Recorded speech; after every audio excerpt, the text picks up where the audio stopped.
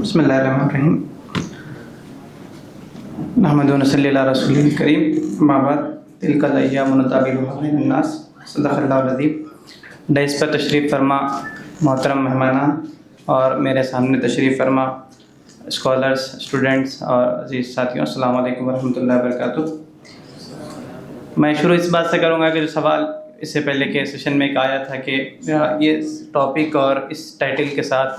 S E او جو programme رکھ رہی ہے اس کا مقصد کیا ہے۔ اس سے پہلے بھی آپ لوگ سنے ہوں گے کہ ہم لوگ سی ای او تلنگانہ کی جانب سے ٹریسنگ ٹریجیکٹریز ری امیجننگ مسلم پولیٹکس اس عنوان سے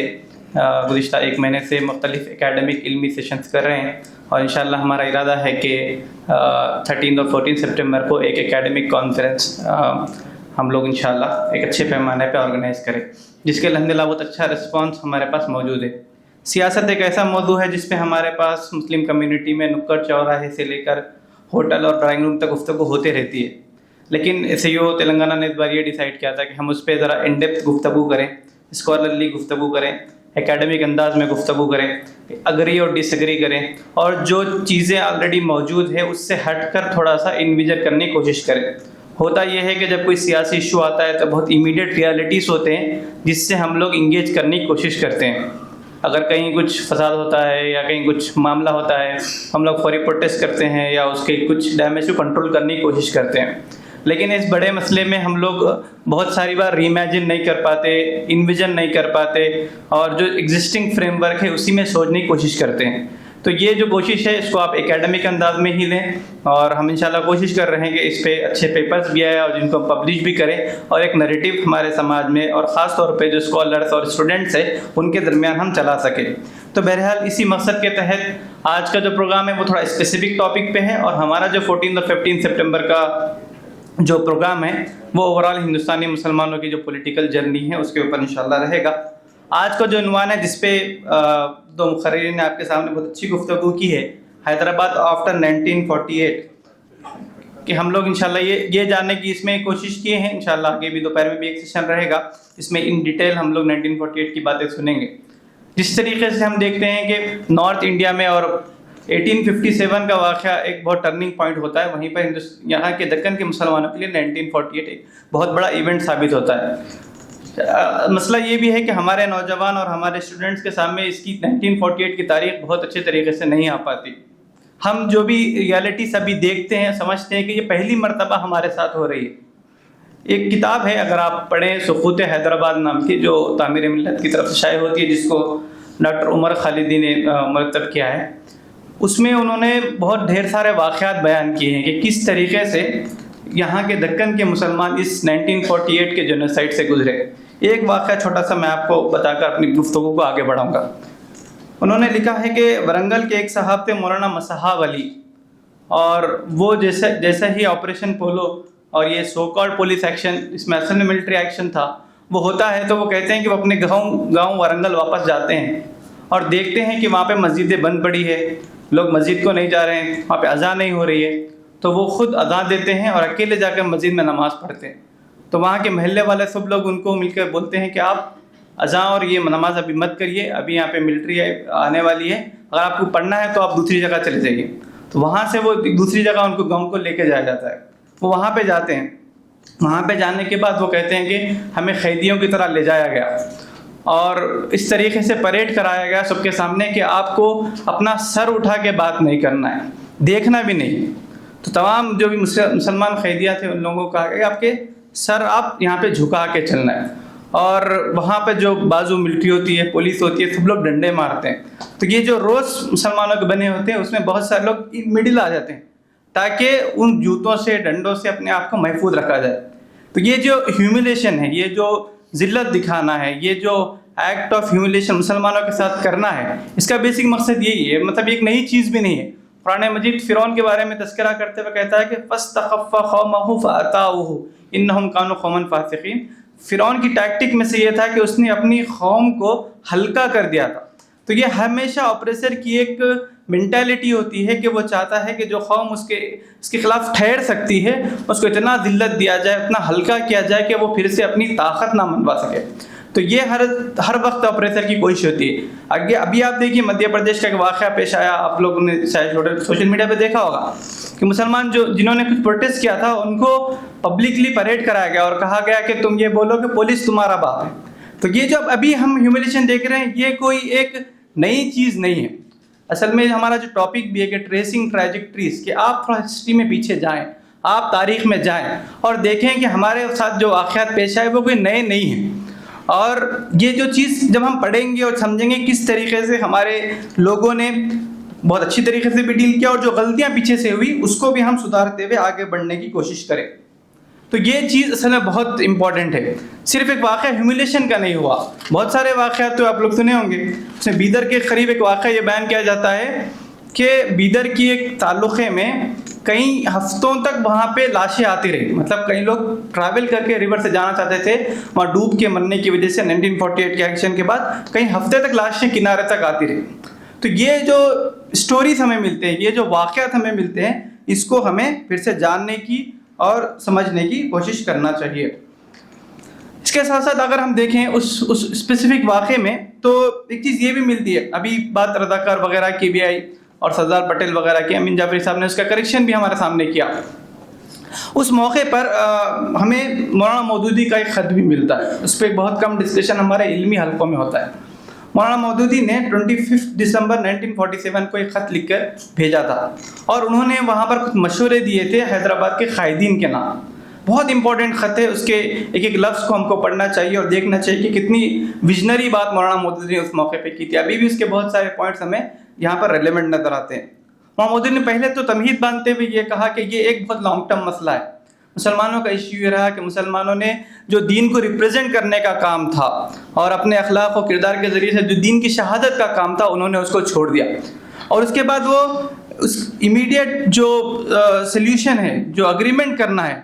وہ 4-5 پوائنٹس میں لکھ کے دیتے ہیں. میرے خیال سے 2 امپورٹنٹ باتیں اس سلسلے میں ہمیں ملتی ہے جس پہ خاص طور پہ آج کے زمانے میں بھی ہمیں غور کرنے کی ضرورت ہے.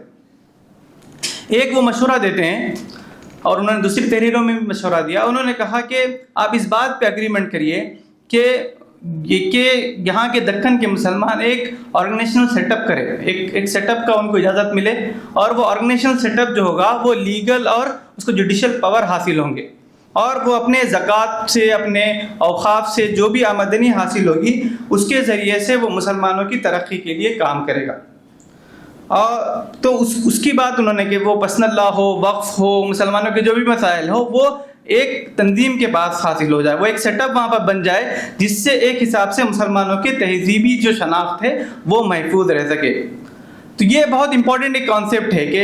کہ مسلمانوں کو ہندوستان کے دستور میں بھی آپ غور کریے ایک گروہ کے طور پہ رائٹس نہیں ملتے, انڈیویجول کے طور پہ مل جاتے ہیں لیکن ایک as a religious group, as a cultural group مسلمانوں کو حقوق نہیں ملتے. یہ بہت ہی امیڈیٹ اور ایک بہت اچھا ڈیمانڈ ہمیں اس سلسلے میں کرنا ہے کہ لنگوسٹک گروپس کو آپ نے یہاں پر اسٹیٹ کو بنایا اور ان کو حقوق دیے, پاورز دیے, لیکن آپ نے پولیٹیکل رائٹس ریلیجیس گروپس کو نہیں دیے, یہاں کی کلچرل گروپ کو نہیں دیے. اگر یہ چیز اگر مسلمانوں کو حاصل ہوتی ہے تو آج جو وقف کی بات ہم لوگ کر رہے ہیں جانے کی یا پرسنل لا کی بات کر رہے ہیں, ان بہت سارے مسائل سے ڈیل کرنے میں ہمیں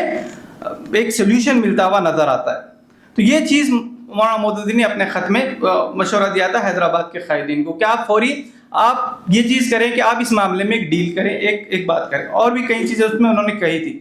ایک اور چیز مولانا مودودی نے اس میں بہت امپورٹنٹ کہی تھی جو میرے خیال سے نوجوانوں کو خاص طور پہ یہاں پہ سمجھنے کی ضرورت ہے. مولانا مودودی نے اس خط میں ایک حقیقت پسندانہ مظاہرہ کیا. انہوں نے کہا تھا کہ آپ اس کشمکش میں لڑائی کے بجائے, مزاحمت کے بجائے آپ کی ابھی جو سچویشن ہے آپ ایک اگریمنٹ کریں, آپ ایک نیگوشیشن کریں, آپ انگیجمنٹ کریں.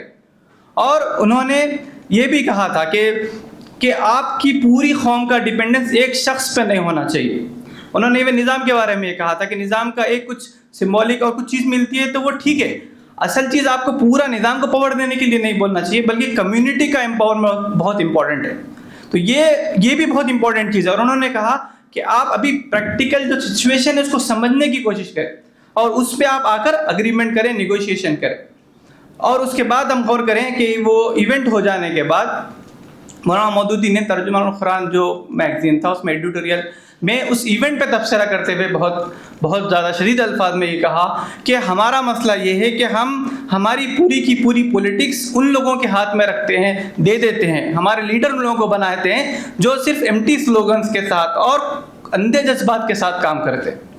یہ بات تو ایک بات ہے جو ابھی ڈیبیٹ میں بھی آئی کہ اصل جو پولیس ایکشن یا ملٹری ایکشن کا مسئلہ تھا وہ سردار پٹیل ان لوگوں کی کارروائی تھی، لیکن اگر ہم انٹرنل انٹروسپیکشن کریں، انٹرنلی یہ چیز دیکھیں کہ ہمارے پولیٹیکل لیڈرز، ہم پولیٹیکل امیجنیشن جب کریں تو ہم صرف ایگزسٹنگ فریم ورک میں نہ دیکھیں، ہم صرف ایمٹی سلوگنز کے ساتھ نہ جائیں، ہم صرف اندھے نعروں کے ساتھ نہیں موو ہونا چاہیے۔ تو یہ بات مولانا مودودی نے بہت ہی پرزور انداز میں وہاں پر اپنے خط میں بتانے کی کوشش کی ہے۔ تو دوستو یہ تو 1948 کا واقعہ تھا، اس کی چیزیں تھیں جو مختلف انداز میں ہمارے سامنے آئی، دوپہر کے سیشن میں بھی آئے گی۔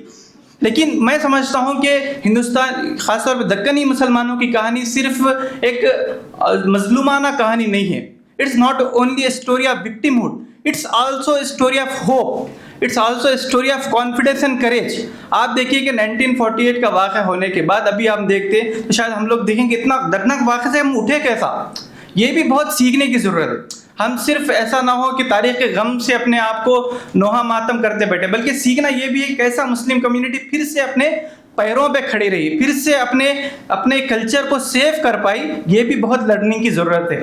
عمر خالدی جو اس ٹاپک پہ اچھا اپنے کمانڈ رکھتے تھے، انہوں نے ایک کتاب لکھی حیدرآباد آفٹر فال، کہ حیدرآباد، سقوط حیدرآباد کی کہانی انہوں نے اس میں لکھی، اور انہوں نے اس میں پورا تجزیہ کرتے ہوئے بتایا کہ کس طریقے سے مختلف آرگنائزیشنز کا اس میں رول رہا، حیدرآباد کے مسلمانوں کا کیا رول رہا، اور اس کے بعد پھر 1970-80s کے بعد خاص طور پہ جب حیدرآبادی مسلمان گلف وغیرہ جانے کے بعد جو اکنامک امپاورمنٹ آیا، اس کو انہوں نے بہت سارے ریزنس وہاں پہ بتائے، اور کہا کہ حیدرآبادی مسلمانوں کی جرنی جو ہے وہ ایک حساب سے امید کی جرنی بھی ہے، وہ ایک حساب سے سیکھنے کی جرنی بھی ہے، کہ ہم اتنا بڑا واقعہ ہونے کے بعد، کئی لاکھ مسلمان شہید ہونے کے بعد، اور اتنا سارا نہ صرف یہ کہ جانوں کا نقصان تھا، بلکہ ہم غور کریں یہ پولیٹیکل اور اکنامیکل ڈاؤن فال بھی تھا۔ مسلمان کبھی بھی ہم پہ تجارت نہیں کرتے تھے، وہ زیادہ تر سرکاری عہدوں پہ تھے، وہ زیادہ تر ان چیزوں پہ ڈیپینڈ، جیسے حکومت تھی، اور حکومت چلے جانے کے بعد یہ تمام چیزیں ختم ہو جانے کے باوجود بھی مسلمان اپنے پیروں پہ کھڑے رہنے میں کامیاب جو ہوئے، وہ بھی ایک بہت بڑی لرننگ ہے۔ اس میں ایک امپورٹنٹ ایسپیکٹ ہے جس کو بولتے ہوئے اپنی گفتگو کو میں ختم کروں گا۔ انہوں نے اس میں یہ بھی بتایا کہ مسلمانوں کے اس امپاورمنٹ میں ان کے جو ریلیجیس بلیفس ہیں، ان کے جو عقائد ہیں، ان کی جو توحید ہے، اور ان کا جو یہ اللہ تعالیٰ پہ ایمان ہے، اس کا بھی بہت بڑا رول رہا۔ انہوں نے ایک مثال اس میں دی اور کہا کہ تعمیر ملت جو اس پوری چیز سے لڑنے کے لیے ایک تنظیم قائم ہوئی تھی، جنہوں نے بہت اچھے کارنامے کیے، وہ ہر سال ایک رحمت للعالمین جلسہ کرتی تھی، تاکہ مسلمانوں کا کنیکشن نبی سے، ان کے واقعات سے کنیکٹ کرا کر پھر سے انہیں اپنے پیروں پہ ٹھہرا کرنے کے لیے کہا جائے۔ تو میرے خیال سے یہ بھی بہت امپورٹنٹ لرننگ ہے، جس کو علامہ اقبال نے کہا تھا کہ توحید کی امانت سینوں میں ہے ہمارے۔ تو ہمارا یہ بہت کہ ہم بہت ساری چیزیں چلے جانے کے باوجود بھی حیدرآباد کے مسلمان اپنے عقائد سے، اپنے مذہب کی وجہ سے اور ان سب کی وجہ سے پھر سے اپنے پیروں پہ جو ٹھہر پائے، اور وہ اپنے اکنامیکل اور پولیٹیکل امپاورمنٹ کے لیے جو کوشش کر رہے ہیں۔ میرے خیال سے یہ بھی ایک اسٹوری جو ہے، یہ ہوپ کی، امید کی، کریج کی، اس کی بھی اسٹوری ہے، اور اس اینگل سے بھی ہمیں واقعات کو دیکھنے کی ضرورت ہے۔ میرے خیال سے بہت ساری اس میں اور اکیڈمک چیزیں ہیں جس کو ہمیں جاننا ہے، آگے کے سیشن میں بھی انشاءاللہ ہم کوشش کریں گے، اور انشاءاللہ فہیم صاحب سے بھی ہم اپنے اس پورے سیشن کے بھی کنکلوڈنگ ریمارکس سنیں گے۔ میں اللہ تعالیٰ سے دعا کرتا ہوں کہ جو باتیں کہی گئی ہیں اس میں جو ہمارے لیے خیر کی بات ہے، اللہ تعالیٰ ہم سب کے لیے اس میں خیر اور آسانی عطا فرمائے۔ رب اغفر ورحم وانت خیر الراحمین۔ جزاک اللہ۔